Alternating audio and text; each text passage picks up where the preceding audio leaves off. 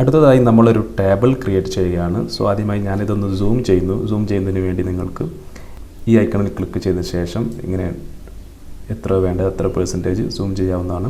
അല്ലെങ്കിൽ കീബോർഡിൽ control plus ചെയ്ത് mouse wheel ഉപയോഗിച്ച് നിങ്ങൾക്ക് ഇതുപോലെ സൂം ചെയ്യാവുന്നതാണ്. സോ ഞാനൊരു ചെറിയ ടേബിളാണ് ഇവിടെ ക്രിയേറ്റ് ചെയ്യുന്നത്. ഐറ്റം ലിസ്റ്റാണ് ക്രിയേറ്റ് ചെയ്യുന്നത്. സോ ആദ്യമായി ഞാൻ അതിൻ്റെ ഹെഡിങ് കൊടുക്കുകയാണ് ടേബിളിൻ്റെ. ആദ്യമായി സീരിയൽ നമ്പർ, ഐറ്റം നെയിം അല്ലെങ്കിൽ ഐറ്റം ഡിസ്ക്രിപ്ഷൻ. ഇത് വലിയതായത് കൊണ്ട് തന്നെ ഈ കോർണറിൽ നമ്മൾ ഡബിൾ ക്ലിക്ക് ചെയ്ത് കഴിഞ്ഞാൽ അത് ഓട്ടോമാറ്റിക്കായി അതിൻ്റെ സൈസിനനുസരിച്ച് അതിൻ്റെ വിഡ്ത്ത് അഡ്ജസ്റ്റ് ചെയ്യുന്നതാണ്. അല്ലെങ്കിൽ നിങ്ങൾക്ക് ഇതുപോലെ ഡ്രാഗ് ചെയ്യാം. അല്ലെങ്കിൽ ഇതുപോലെ ഇവിടെ ഡബിൾ ക്ലിക്ക് ചെയ്ത് കഴിഞ്ഞാൽ അതിനനുസരിച്ചുള്ള ഒരു വിഡ്ത്ത് അത് ഓട്ടോ സെറ്റ് ചെയ്യുന്നതാണ്.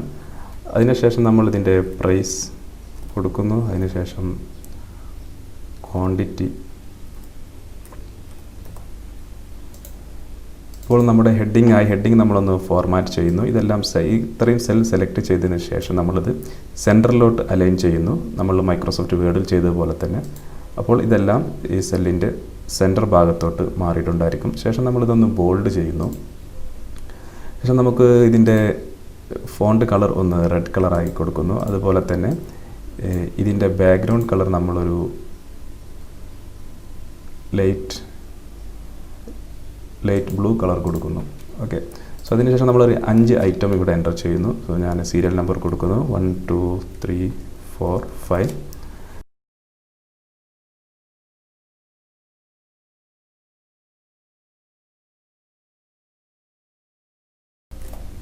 സോ നമ്മളൊരു 5 ഐറ്റം ഇവിടെ എൻ്റർ ചെയ്തു. അതിൻ്റെ ഒരു പ്രൈസ് നമ്മളിവിടെ കൊടുക്കുന്നു.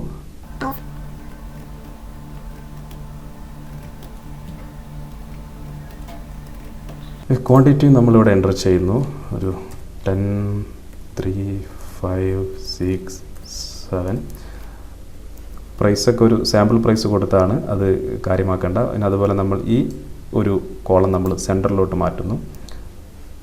സോ അത് സെലക്ട് ചെയ്തതിന് ശേഷം നമ്മൾ അലൈൻ സെൻറ്റർ ക്ലിക്ക് ചെയ്യുന്നു.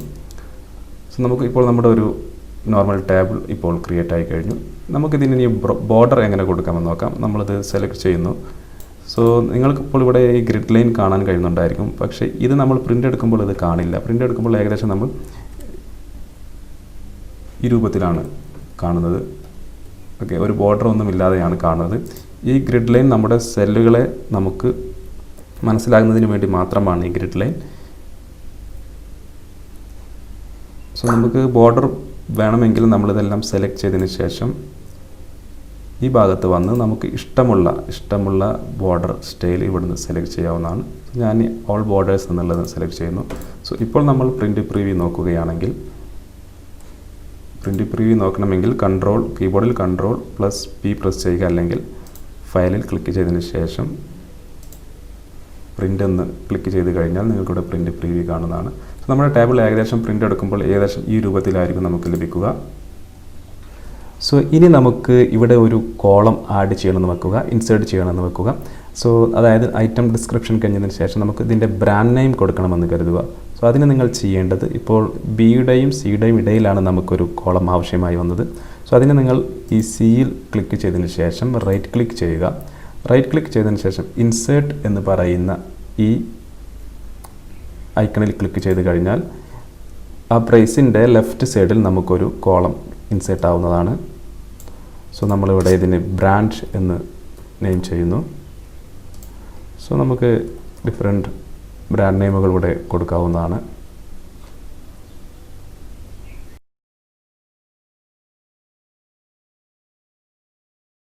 സോ നമ്മളിപ്പോൾ ഒരു കോളം ഇൻസേർട്ട് ചെയ്തു, ബ്രാൻഡ് നെയിം എന്ന് പറയുന്ന ഒരു കോളം ഇൻസേർട്ട് ചെയ്തു. സോ അതുപോലെ നമുക്ക് ഈ മൂന്നാമത്തെ ഐറ്റത്തിന് ശേഷം ഒരു റോ ഇൻസേർട്ട് ചെയ്യണമെന്ന് വെക്കുക. നമുക്കൊരു പുതിയ ഐറ്റം ഇതിൽ ഇൻസേർട്ട് ചെയ്യണമെങ്കിൽ, സോ നമ്മൾ 5ാമത്തെ റോയിൽ റൈറ്റ് ക്ലിക്ക് ചെയ്തതിന് ശേഷം ഇൻസേർട്ട് എന്ന് പറയുന്ന ഈ ടാബിൽ ഇൻസേർട്ട് എന്ന് പറയുന്ന ഈ ഐക്കണിൽ ക്ലിക്ക് ചെയ്യുക. അപ്പോൾ നിങ്ങൾക്ക് അതിന് മുകളിൽ ഒരു റോ ഇൻസേർട്ട് ആവുന്നതാണ്. സോ നമ്മളതിന് ശേഷം ഇതിൻ്റെ സീരിയൽ നമ്പർ ഒന്ന് മാറ്റി കൊടുക്കുന്നു. സോ 4ാമത്തെ ഐറ്റമായി നമുക്കിവിടെ ഒരു ഐറ്റം കെറ്റിൽ എന്ന് പറയുന്ന ഐറ്റം എൻ്റർ ചെയ്യാം. സോ അതിൻ്റെ ബ്രാൻഡ് നെയിം എൻ്റർ ചെയ്യാം. So price quantity. ഇതുപോലെ നമുക്ക് കോളംസും റോസും നമുക്ക് ഒരു ടേബിൾ ഉണ്ടാക്കി കഴിഞ്ഞതിന് ശേഷം ഇൻസേർട്ട് ചെയ്യാൻ കഴിയുന്നതാണ്. ഇനി നമുക്കിതിന് മുകളിൽ ഒരു ഹെഡിങ് കൊടുക്കാം. അതിന് നമ്മൾ ഈ നമ്പർ ഓഫ് ഫസ്റ്റ് റോയിൽ വന്നതിന് ശേഷം റൈറ്റ് ക്ലിക്ക് ചെയ്ത് ഇൻസേർട്ട് ചെയ്യുക. അപ്പോൾ നിങ്ങൾക്കിവിടെ പുതിയൊരു റോ ലഭ്യമാണ് നമ്മുടെ ടേബിളിന് മുകളിലായിട്ട്. സോ ഇതിൻ്റെ ഹെഡിങ് എന്ന് പറയുന്നത് ഞാൻ ഐറ്റം ലിസ്റ്റ് എന്നാണ് കൊടുക്കുന്നത്. സോ ഈ ഐറ്റം ലിസ്റ്റ് എന്ന് പറയുന്നത് ആദ്യത്തെ സെല്ലിലാണ്. ഇത് വ്യത്യസ്തങ്ങളായ 5 സെല്ലുകളാണുള്ളത്. സോ നമുക്കിതെല്ലാം കൂടി ഒന്ന് മെർജ് ചെയ്യണമെങ്കിൽ ഇതെല്ലാം സെലക്ട് ചെയ്തതിന് ശേഷം നമ്മൾ മെർജ് ആൻഡ് സെൻറ്റർ എന്ന് പറയുന്ന ഈ ഓപ്ഷനിൽ ക്ലിക്ക് ചെയ്ത് കഴിഞ്ഞാൽ ഈ 5 കോളങ്ങളും ഈ 5 സെല്ലുകളും മെർജ് ആവുകയും നമ്മുടെ ഈ ഹെഡിങ് നമ്മുടെ സെൻറ്റർ ഭാഗത്തോട്ട് അലൈൻ ആവുകയും ചെയ്യും. ഇങ്ങനെ നമുക്ക് സെല്ലുകളെ ഇതുപോലെ മെർജ് ചെയ്യാവുന്നതാണ്. ഫോർ എക്സാമ്പിൾ ഞാനിവിടെ ഈ 4 സെല്ലുകളെ ഇവിടെ മെർജ് ചെയ്യുന്നു. സോ നിങ്ങൾ കാണാൻ കഴിയും ഇതെല്ലാം കൂടി ഒരൊറ്റ സെല്ലായി മാറിയിട്ടുണ്ടായിരിക്കും. ഇവ അൺമെർജ് ചെയ്യുന്നതിന് ഇതിൽ സെലക്ട് ചെയ്ത ശേഷം അൺമെർജ് എന്ന് പറയുന്ന ഈ ഐക്കണിൽ ക്ലിക്ക് ചെയ്ത് കഴിഞ്ഞാൽ അത് അൺമെർജ് ആവുന്നതാണ്. അതുപോലെ തന്നെ നമുക്ക് താഴോട്ട് കോളങ്ങളും ഇതുപോലെ മെർജ് ചെയ്യാവുന്നതാണ്. എത്രയാണോ വേണ്ടത് അത്രയും സെലക്ട് ചെയ്തതിന് ശേഷം മെർജ് ചെയ്ത് കഴിഞ്ഞാൽ ആ സെല്ലുകളെല്ലാം കൂടി ഒരൊറ്റ സെല്ലായി മാറുന്നതാണ്. സോ നമ്മളപ്പോൾ ഇതിനെ കുറച്ച് ഫോണ്ട് സൈസ് കുറച്ച് വലുതാക്കാം. നിങ്ങൾക്കറിയാം ഫോണ്ട് സൈസ് നമ്മൾ മൈക്രോസോഫ്റ്റ് വേർഡിൽ പഠിച്ചിട്ടുണ്ട് ഫോണ്ട് സൈസ്. അതുപോലെ ഫോണ്ട് സൈസ് നമ്മളൊരു 20 ആക്കാം. അതുപോലെ ഫോണ്ട് സ്റ്റൈൽ ഒന്ന് മാറ്റാം. ഫോണ്ട് കളർ നമ്മളൊന്ന് മാറ്റുന്നു. നമ്മളൊരു കട്ടിയുള്ളൊരു ബോർഡറാണ് കൊടുക്കുന്നത്. ഇവിടെ കാണുന്നത് തിക്ക് ഔട്ട് സൈഡ് ബോർഡറാണ് കൊടുക്കുന്നത്. സോ അത് കൊടുത്തു കഴിഞ്ഞാൽ എങ്ങനെ ഉണ്ടാകുമെന്ന് നമുക്ക് പ്രിവ്യൂവിൽ പോയി നോക്കാം. സോ ഇതുപോലെ ആയിരിക്കും നമ്മുടെ പ്രിൻ്റ് ഔട്ടിൽ വരുന്നത്. സോ നമ്മൾ ഏകദേശം ഇപ്പോൾ എല്ലാം ഫോർമാറ്റ് ചെയ്ത് കഴിഞ്ഞ് നമ്മളൊരു പുതിയ ടേബിൾ ഉണ്ടാക്കി. ഇനി നമുക്ക് ഈ ടേബിൾ കൂടുതൽ സ്റ്റൈലിഷ് ആക്കണമെങ്കിൽ നമ്മൾ ഈ ടേബിളെല്ലാം സെലക്ട് ചെയ്തതിന് ശേഷം നമുക്ക് ഫോർ എക്സാമ്പിൾ ബോർഡറിൽ പോയിട്ട് മോർ ബോർഡേഴ്സ് എന്ന് പറയുന്നതിൽ പോയി കഴിഞ്ഞാൽ നമുക്ക് വിവിധ തരത്തിലുള്ള ബോർഡേഴ്സും അതുപോലെ ഓപ്ഷൻസും ഇവിടെ ലഭ്യമാണ്. നിങ്ങൾക്ക് ആവശ്യമായ കളറുകളും എല്ലാം ഇവിടുന്ന് സെലക്ട് ചെയ്യാം. എവിടെയാണോ വേണ്ടത് അവിടെ നമ്മളിവിടെ ഈ ഭാഗത്ത് ക്ലിക്ക് ചെയ്യണം. ഏത് ഭാഗത്താണ് വേണ്ടത്? ഔട്ടർ ബോർഡർ മാത്രം വേണമെങ്കിൽ ഔട്ടർ ബോർഡറിൽ മാത്രം ക്ലിക്ക് ചെയ്യുക. ഇൻസൈഡിൽ നമ്മൾ നോർമൽ ലൈനാണ് കൊടുക്കുന്നത് ഇതുപോലെ. സോ നമ്മൾ ശേഷം ഓക്കെ ക്ലിക്ക് ചെയ്ത് കഴിഞ്ഞാൽ ആ ഒരു രീതിയിലുള്ള ഒരു ബോർഡർ ആയിരിക്കും നമുക്ക് ലഭിക്കുക. നമ്മളതിൻ്റെ പ്രിവ്യൂ ഒന്ന് നോക്കാം. ഓക്കെ, ഈ രീതിയിൽ നമുക്ക് വിവിധ തരത്തിലുള്ള ബോർഡേഴ്സ് സ്റ്റൈൽസും എല്ലാം ഇവിടെ നിന്ന് മോർ ബോർഡേഴ്സിൽ ക്ലിക്ക് ചെയ്ത് കഴിഞ്ഞാൽ നിങ്ങൾക്ക് കൊടുക്കാവുന്നതാണ്. ഇനി നമുക്ക് ഓരോ സെല്ലിലും പ്രത്യേക കമൻറ്റ്സ് എങ്ങനെ ഇൻസേർട്ട് ചെയ്യാമെന്ന് നോക്കാം. സോ ഫോർ എക്സാമ്പിൾ ഞാൻ ഈ ടെലിവിഷൻ ക്വാണ്ടിറ്റിയിൽ ഇവിടെ ഈ ഒരു സെല്ലിന് ഒരു കമൻറ്റ് ഇൻസേർട്ട് ചെയ്യാൻ ഉദ്ദേശിക്കുന്നു. അതിനു വേണ്ടി ഞാൻ ഈ സെല്ല് സെലക്ട് ചെയ്തതിന് ശേഷം റൈറ്റ് ക്ലിക്ക് ചെയ്ത് ഇൻസേർട്ട് കമൻറ്റ് എന്ന് പറയുന്ന ഭാഗത്ത് വരുന്നു. അതിനുശേഷം എനിക്ക് ആവശ്യമുള്ള കമൻറ്റ് ഞാനിവിടെ എൻ്റർ ചെയ്യുന്നു. ഫോർ എക്സാമ്പിൾ ഞാനിവിടെ ചെയ്യുന്നത് 5 ക്വാണ്ടിറ്റീസ്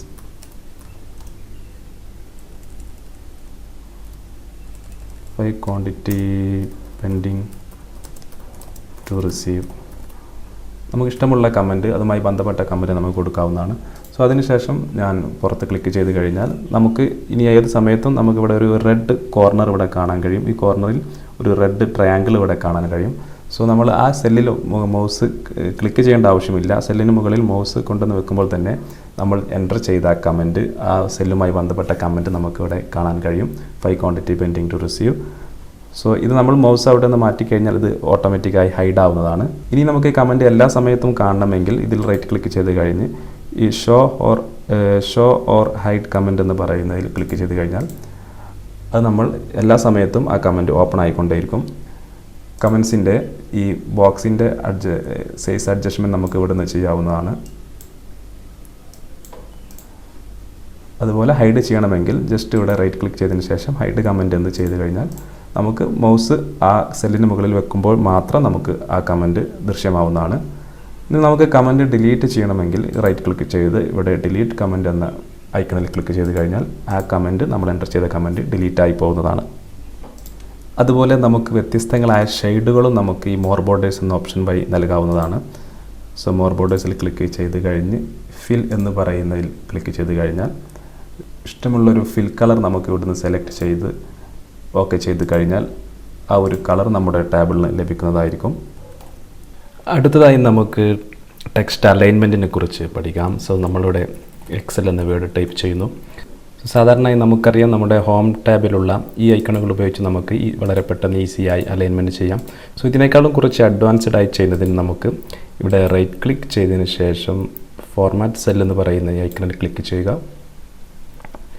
ഓപ്ഷനിൽ ക്ലിക്ക് ചെയ്ത് കഴിഞ്ഞാൽ ഇതുപോലെ ഒരു ചെറിയ വിൻഡോ ഓപ്പൺ ആയി വരും. ഇതിൽ നമ്മൾ അലൈൻമെൻറ്റ് എന്ന് പറയുന്ന ഈ ടാബിൽ ക്ലിക്ക് ചെയ്ത് കഴിഞ്ഞാൽ നിങ്ങൾക്കിവിടെ ഓറിയൻറ്റേഷൻ എന്ന് പറയുന്ന ഒരു ഓപ്ഷൻ കാണാൻ കഴിയും. സോ ഈ ഒരു ടാബ് ഉപയോഗിച്ച് നമുക്ക് ടെക്സ്റ്റ് എത്ര ഡിഗ്രി വേണമെങ്കിലും 90 ഡിഗ്രി മുതൽ -90 ഡിഗ്രി ഇതിനിടയിൽ എത്ര വേണമെങ്കിലും നമുക്ക് റൊട്ടേറ്റ് ചെയ്യാൻ കഴിയും. ഫോർ എക്സാമ്പിൾ ഞാനിവിടെ 45 ഡിഗ്രി സെലക്ട് ചെയ്തു.